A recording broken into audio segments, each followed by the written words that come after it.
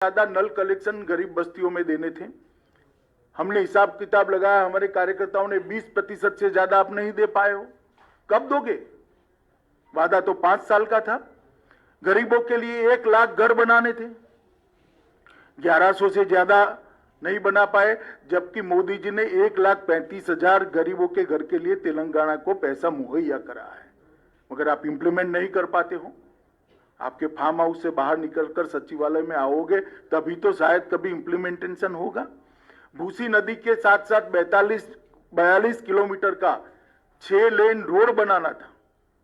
मेरा सभी मीडिया वालों को निवेदन है कि आपकी वैन जरा भूसी नदी के किनारे किनारे घुमाकर वो 6 लेन का रोड हैदराबाद की जनता को एक बार दिखा दीजिए जरा।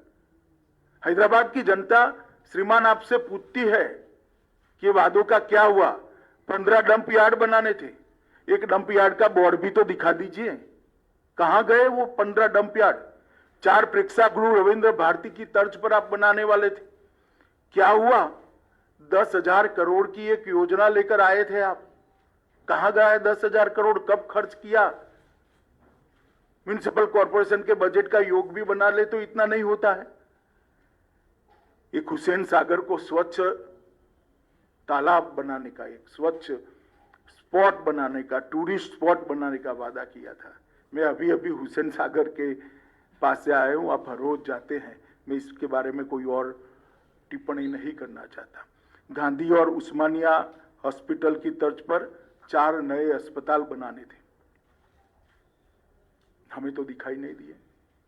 मोदी जी ने एम्स में मेडिकल कॉलेज दिया, मजदूरों की जो अस्पताल है इसमें भी मेडिकल कॉलेज दिया और अस्पतालों को कंप्लीट करने का काम मोदी जी ने किया। अरे साहब वो तो छोड़िए, आपने कुछ नहीं किया। मोदी जी ने एक आयुष्मान भारत योजना लाए हैं जिसमें हैदराबाद के अर्बन गरीब के लिए 5 लाख रुपए की पूरी हेल्थ का खर्चा भारत सरकार उठाने वाली है। आपने पॉलिटिकल रीजन से मोदी जी हैदराबाद में लोकप्रिय हो जाए इसलिए उसका भी इंप्लीमेंटेशन नहीं किया और हैदराबाद के गरीब को आपने 5 लाख रुपए के स्वास्थ्य योजना से महरूम रखा है। आज हैदराबाद में कोई भी गरीब बीमार पड़ता है तो उसको 5 लाख रुपए की दवाई नहीं मिलती, ऑपरेशन नहीं करा पाता, अपने बूढ़े माँ बाप का, अपने छोटे बच्चे का इलाज नहीं करा पाता। क्या बिगाड़ा है इन लोगों ने? मोदी जी की पॉपुलैरिटी तो वैसे ही केसीआर साहब होने वाली है।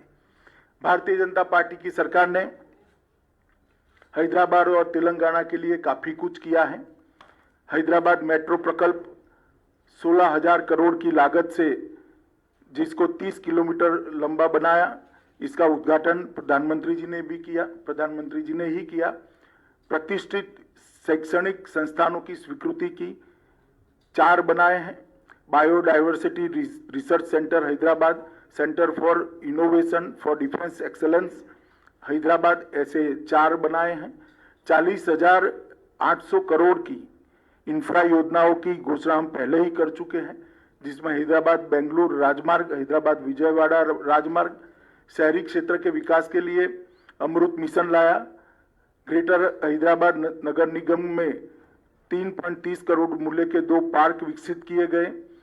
GHMC की लिए क्रेडिट रेटिंग की पूरी करने के लिए हमने इनिशिएटिव लिया।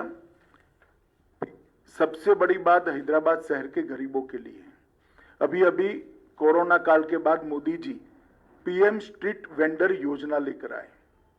ये PM स्ट्रीट वेंडर योजना गरीब रेडी वालों के लिए, और मुझे कहते हुए आनंद होता है कि सबसे ज्यादा PM स्ट्रीट वेंडर योजना का फायदा अगर किसी एक राज्य को मिला है तो तेलंगाना को मिला है। 3 लाख लोगों को PM स्ट्रीट वेंडर योजना के तहत लोन देने का काम किया गया, और सबसे ज्यादा किसी बड़े शहर में दिया गया है तो हैदराबाद को दिया गया है। 30,000 से ज्यादा PM स्ट्रीट वेंडर के लोन दिए गए। लगभग और 72 किलोमीटर लंबी रेल परियोजना मेट्रो की लागू हो रही है। इसके अलावे हैदराबाद के लिए पहले पासपोर्ट की बहुत बड़ी दिक्कत थी, अब पूरी व्यवस्था को प्रोफेशनलाइज कर दिया गया है और सारा काम टेक्नोलॉजी बेस कर एक अद्यतन पासपोर्ट ऑफिस यहाँ पर बनाने का काम किया है। और इसके साथ साथ हैदराबाद के अंदर ये आईटी का बड़ा हब है। देश भर के युवाओं के लिए मोदी जी ने ढेर सारे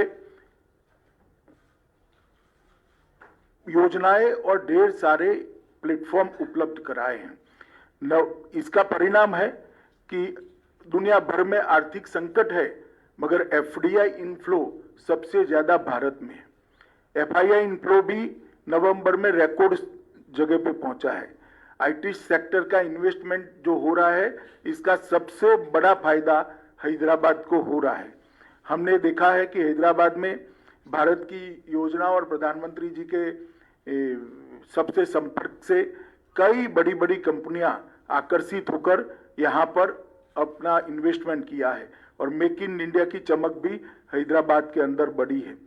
मोदी जी ने एक बहुत बड़ा रिफॉर्म किया है।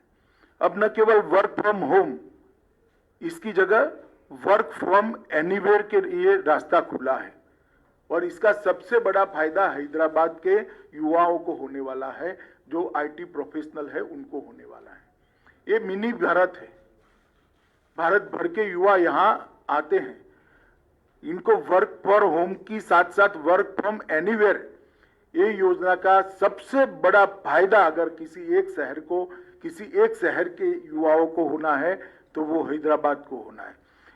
स्टार्टअप के लिए भी बहुत ध्यान दिया गया है। ढेर सारी प्रायोरिटी में डिटेल में जाना नहीं चाहता, मगर स्टार्टअप को मोदी जी ने खुद एक थ्रस्ट देकर एक नए उद्यमियों के लिए एक बहुत बड़ा प्लेटफॉर्म तैयार किया है। इसका भी सबसे बड़ा फायदा हैदराबाद को होने वाला है। स्टार्टअप्स के लिए व्यापार में आसानी हो, इसके लिए एक नया बिजनेस फ्रेंडली इकोसिस्टम तैयार कर बहुत तेजी से इस पर आगे बढ़े। ईज ऑफ डूइंग बिजनेस के अंदर भारत ने ग्लोबल रैंकिंग में बहुत बड़ी जंप लगाई है और इसके साथ साथ इनोवेशन इंडेक्स में भी हमारी रैंकिंग बहुत बेहतर हुई है। मित्रों, ये सबके कारण हैदराबाद जो मिनी भारत है, मिनी इंडिया है, इसके युवा प्रोफेशनल्स को बहुत, उनके लिए एक क्षितिज बहुत बड़ी खुली है और इसका फायदा हो रहा है। मित्रों, मैं अंत में इतना ही कहना चाहता हूं कि मेरे साथ हमारे प्रदेश का नेतृत्व बैठा है। मैं आपको हैदराबाद की जनता को भरोसा दिलाना चाहता हूं कि हम हैदराबाद को नवाब निजाम कल्चर से मुक्त होकर एक मिनी इंडिया बने, ऐसा शहर बनाने की दिशा में आगे बढ़ेंगे। निजाम कल्चर को त्याग कर एक आधुनिक शहर बने, इस प्रकार का हम हैदराबाद को बनाएंगे। यहाँ किसी का अपीसमेंट नहीं होगा, किसी के साथ अन्याय भी नहीं होगा। इस प्रकार की नई कार्य संस्कृति का विकास हम यहाँ पर करेंगे। हम डायनेस्टी से डेमोक्रेसी की ओर जाना चाहते हैं। चाहे ओवैसी साहब की पार्टी हो, चाहे टीआरएस की पार्टी हो, हमें तो बहुत सवाल करती हैं, मगर मैं पूछना चाहता हूं कि इतने बड़े तेलंगाना में आपके परिवार के अलावे आपको कोई नहीं मिलता है जी? आपके बाद आपका परिवार ही क्यों आता रहता है और किसी में टैलेंट ही नहीं है? हम डायनेस्टी से डेमोक्रेसी की ओर देश के लोकतंत्र को ले जाना चाहते हैं, हैदराबाद और तेलंगाना को ले जाना, भ्रष्टाचार से पारदर्शिता की ओर ले जाना चाहते हैं। भ्रष्टाचार सारी सीमाएं लांघ गया। अपने अपने रहन सहन को देख लीजिए तो आपको मालूम पड़ेगा कि किस प्रकार का भ्रष्टाचार तेलंगाना की जनता ने सहन किया है। तुष्टीकरण से हम सम विकास की ओर जाना चाहते हैं। किसी का अपीसमेंट नहीं करेंगे, सबको बरोबर मौके मिलेंगे और हैदराबाद की जनता का बहुत बड़ा हिस्सा जो अपमानित महसूस करता है अपने आप को, उनको हम भरोसा दिलाना चाहता है किसी की भी हिम्मत नहीं होगी आपको दोयम दर्जे के नागरिक बताने की। इस प्रकार का सम विकास का हम वातावरण करेंगे। बाढ़ से डूबे शहर को बाढ़ मुक्त शहर बनाना चाहते हैं।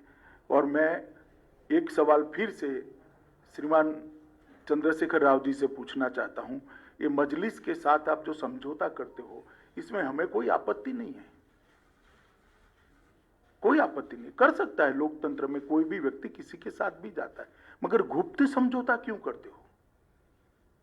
इतनी हिम्मत क्यों नहीं है कि मजलिस के साथ खुलेआम सीट शेयरिंग कर कर लड़े? एक कमरे के अंदर इलू इलू कर कर आप सीटें बांटते हो। सार्वजनिक रूप से हैदराबाद की जनता के सामने अभी भी प्रचार में 1 घंटा बाकी कह दीजिए कि हाँ हमारा मजलिस के साथ समझौता है। क्यों हिम्मत नहीं है आपकी? इसका जवाब केसीआर और मजलिस दोनों ने होना चाहिए। और मित्रों, मैं मानता हूं कि आज सरदार पटेल के कारण ही ये हमारा तेलंगाना यहां से लेकर मराठावाड़ा तक और हैदराबाद भारत के साथ जुड़ा हुआ है। जिन्होंने उस वक्त पाकिस्तान में जाने की मुहिम चलाई थी, वो सभी संस्कृति से, ये निजाम संस्कृति से हम मुक्त कर कर एक विकसित शहर हैदराबाद को देना चाहते हैं। इसलिए मेरी हैदराबाद की जनता से करबद्ध निवेदन है कि एक मौका भारतीय जनता पार्टी को दीजिए। हम हैदराबाद को विश्व का आईटी हब बनने के लिए पूरे इंफ्रास्ट्रक्चर की तैयारी करेंगे और मोदी जी का आशीर्वाद है ही है तो हैदराबाद अपने आप आईटी हब बनेगा, इसको मुझे भरोसा है। मेरी बात समाप्त हुई। आप एक एक कर कर सवाल पूछ सकते हैं। यहाँ से कोई जो नाम बोलेंगे उसको करेंगे। जल्दबाजी मत करिए, सब सवालों के मैं जवाब दूंगा।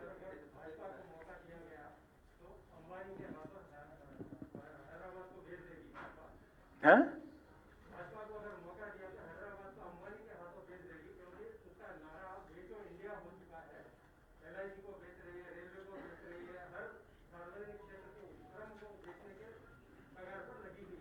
चलिए साहब, ये सबको इसका जवाब मालूम है। भारतीय जनता पार्टी कोई एक म्युनिसिपल कॉरपोरेशन में सत्ता में आने वाली पार्टी नहीं है। हमारा इस देश के 17 से ज्यादा राज्यों में शासन है, केंद्र में कई बार हम शासन में रहे हैं। हमें देश की जनता जानती है और बार बार वोट भी देती है। जो ये आरोप लगाते हैं उन्होंने आत्मचिंतन करना चाहिए कि उन्होंने क्या करा है। सर, ओवैसी ने कहा है कि अगर यहाँ पर इलीगल रोहिंग्या पाकिस्तानीज या बांग्लादेशीज रहते हैं तो होम मिनिस्टर अमित शाह क्या कर रहे हैं, कार्रवाई क्यों नहीं करते? भाई मैं जब कार्रवाई करता हूं तब तो हाय तौबा करते हैं पार्लियामेंट में। देखा नहीं है आपने कितनी बड़ी आवाज में रोते हैं? और एक बार लिख कर मुझे दे दे, बांग्लादेशी और रोहिंग्या को निकालना है, बाद में मैं करता हूं। जरा लिख कर देने के लिए बोल दीजिए उनको। सिर्फ चुनाव में बात करने से नहीं होता है, जब निकालने के लिए पार्लियामेंट में बहस होती है कौन इनका पक्ष लेता है देश की जनता जानती है, सबने लाइव टेलीविजन पर देखा है। भारत केसीआर सर ये कहते हैं, केसीआर चीफ मिनिस्टर ये कहते हैं कि सेंट्रल की तरफ से कोई फंड्स नहीं पहुंचे हैं स्टेट गवर्नमेंट को, जबकि जब बाढ़ आई है कहीं भी होने दो, कुछ सेंट्रल की तरफ से उनको कोई सपोर्ट नहीं मिला है। बहुत समय से केसीआर सचिवालय नहीं गई है, इसलिए इनको आंकड़े मालूम नहीं है। मैं बता देता हूं, 224.50 करोड़ फर्स्ट इंस्टॉलमेंट एसडीआरएफ का हमने दे दिया था और 3 नवंबर को 224.50 करोड़ टोटल सिर्फ हैदराबाद के लिए 500 करोड़ रुपया अप्रोक्सीमेटली हमने दिया है। जरा वो कल जांच कर ले और रेगुलरली सचिवालय में जाए तो ऐसी गड़बड़ नहीं होगी। भारत 2018 असेंबली इलेक्शन में आप तो सिर्फ एक सीट जीता, लेकिन उसके बाद सिचुएशन में इंप्रूवमेंट हो गया। पार्लियामेंट इलेक्शन में 17 में 4 सीट जीता, उसके बाद दुब्बा का बाई इलेक्शन भी जीता और अभी जीएचएमसी में कंफर्टेबल पोजीशन। क्या बीजेपी हाईकमांड ये मानते हैं कि साउथ में कर्नाटक के बाद तेलंगाना पोटेंशियल स्टेट है सत्ता में आने की? नहीं, बिल्कुल। हम भारतीय जनता पार्टी आज मुख्य विपक्ष की जगह ले चुकी है और अगले चुनाव में यहां पर भारतीय जनता पार्टी की सरकार निश्चित रूप से बनने वाली है। और इसके लिए हमारा तो कार्यकर्ताओं का योगदान है, जनता का सपोर्ट है, मगर केसीआर का भी बहुत सपोर्ट है। जिस प्रकार से वो सरकार चला रहे हैं तो वो यहाँ की जनता भारतीय जनता पार्टी की ओर तेजी से बढ़े। करप्शन एलिगेशंस आप लगा रहे हैं कि उसका कालेश्वरम या मिशन भगीरथ उसके ऊपर सेंट्रल एजेंसी से क्यों इन्वेस्टिगेशन नहीं कर पाता? चलिए, आपका सुझाव आ गया है। टीआरएस का आरोप है कि आप लोग जो बड़े नेता बीजेपी के आ रहे हैं दिल्ली से, सिर्फ हैदराबाद के चुनाव को पोलराइज करने के लिए आ रहे हैं। देखिए भैया, मैंने आपके 25 मिनट बात करी, पोलराइजेशन की क्या बात करी? मैं तो कभी हिंदू मुस्लिम कुछ बोला ही नहीं, कोई बात नहीं करी। डरना नहीं चाहिए किसी से। चुनाव अपने दम पर लड़ना चाहिए, अपने कामों पर लड़ना चाहिए।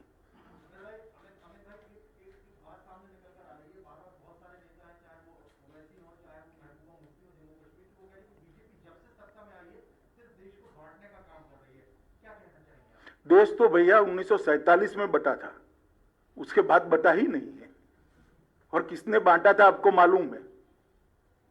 और बटता था तब तेलंगाना को कौन पाकिस्तान के साथ जोड़ने की बात करता था, वो भी आपको मालूम है। इसका जवाब पहले ओवैसी दे। अमित जी, आपने जो चुनाव प्रचार आज रोड शो की शुरुआत की है, वो भाग्य लक्ष्मी मंदिर आप गए हैं। भाग्यनगर नाम बदलने की मांग बीजेपी की ओर से उठाई जा रही है। आपका भाग्य लक्ष्मी मंदिर जाना, वहां से पूजन करके शुरुआत करना, क्या ये उसी बात को रिफ्लेक्ट करता है? देखिए, मैं भाग्यलक्ष्मी मंदिर के अंदर मेरी व्यक्तिगत श्रद्धा के माँ के चरणों में रखने के लिए गया हूं। इसके कोई गलत अर्थ न निकाले जाए। भाग्यनगर आप चाहते हैं ना बदला जाए? मैंने जो कहना था वो कह दिया ना भैया। मैं भाग्यलक्ष्मी मंदिर में माँ के दर्शन करने के लिए गया था। इसके और कोई निहितार्थ निकालने की जरूरत नहीं। पिछले सालों में कभी हैदराबाद ने ये नहीं देखा कि इतने बड़े नेता बीजेपी के म्युनिसिपल कॉर्पोरेशन इलेक्शंस के लिए आए हैं, तो क्या ये कहना सही हो गया? एमआईएम के नेता बिहार जा रहे हैं, 5 इलेक्शन वहां पर जीत चुके हैं, तो इसीलिए इसी साल असदुद्दीन ओवैसी के गढ़ आकर एमआईएम के गढ़ सारे नेता आ रहे हैं बीजेपी। देखिए, जहां तक भारतीय जनता पार्टी का सवाल है, कोई चुनाव को हम छोटा नहीं मानते हैं।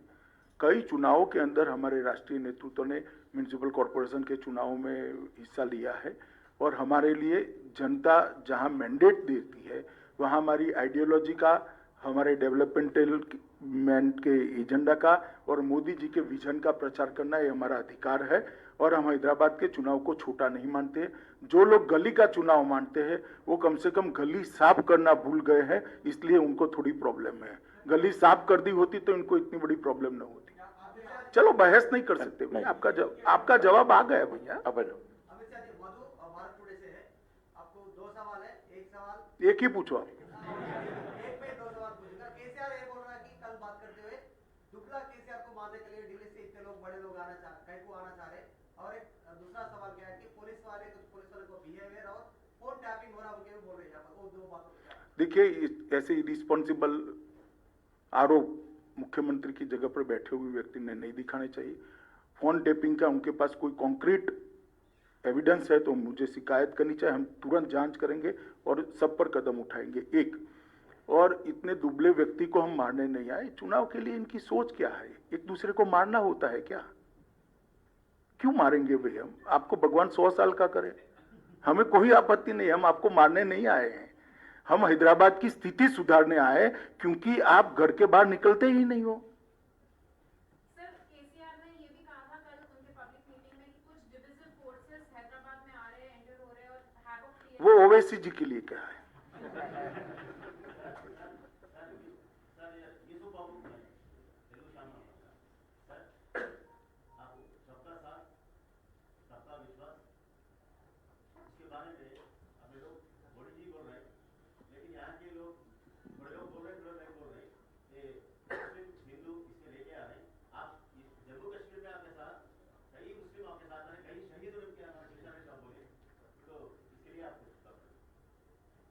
नहीं, मैं सवाल ही नहीं समझा। हाँ, तो सबका साथ सबका विकास है ही। हमने गैस, सुनिए ना, हमने गैस के सिलेंडर दिए, ना हिंदू देखा ना मुसलमान, सबके यहाँ गए। शौचालय दिया, ना हिंदू देखा ना मुसलमान, सबके यहाँ गए। बिजली का कनेक्शन दिया, ना हिंदू देखा ना मुसलमान, सबके यहाँ गए। ना क्रिश्चियन देखा ना सिख देखा। तो सबका साथ सबका विकास है ही, इसमें कहाँ दुविधा है?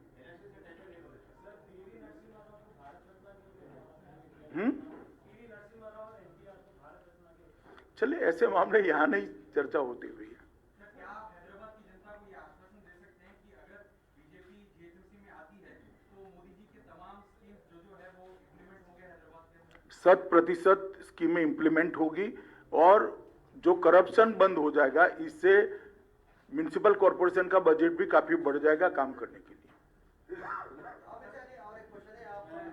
अरे यार, बाकी लोग नेक्स्ट छोड़ो, बाकी लोगों को ऐसे नहीं होता, ऐसा नहीं होता।